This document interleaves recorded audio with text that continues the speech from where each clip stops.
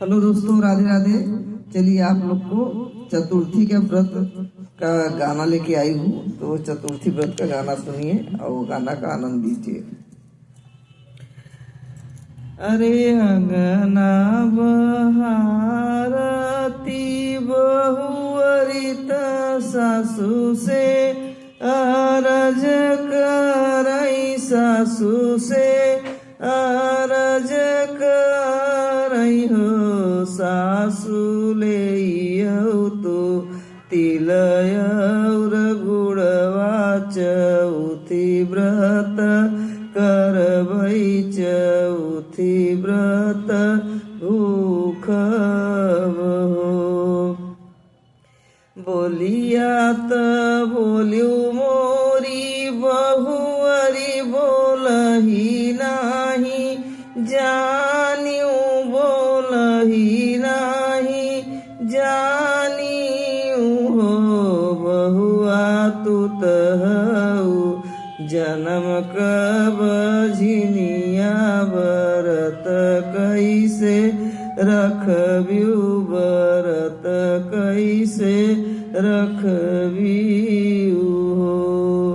नाही नैहर सग तोहरे भैया त नाही ससुरे देवरात, नाही ससुरे देवरा हो बहुअरी नाही तोरे गोदी कललनवा, चौथी कैसे भूखबू, चौथी कैसे भूखबियू हो।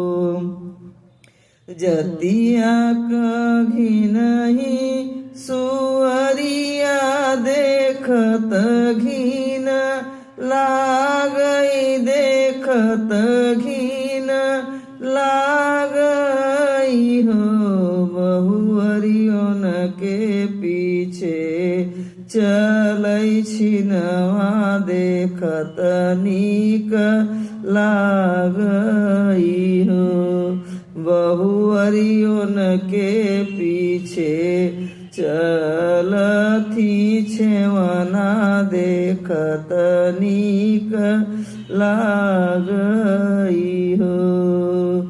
इतनी बचन बहुअरी सुनी सुनही नाही पाई, सुनही नाही पाई हो। सासू लोढ़वा क ललना बनौबै, गोदिया बैठौबै, गोदिया बैठौबै, गणेश जी के पूजबै, गणेश जी के पूजबै हो।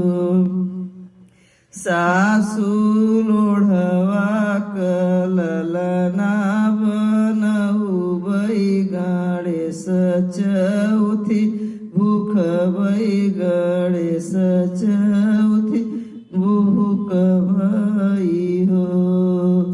अरे जाऊ मोरे पूजा से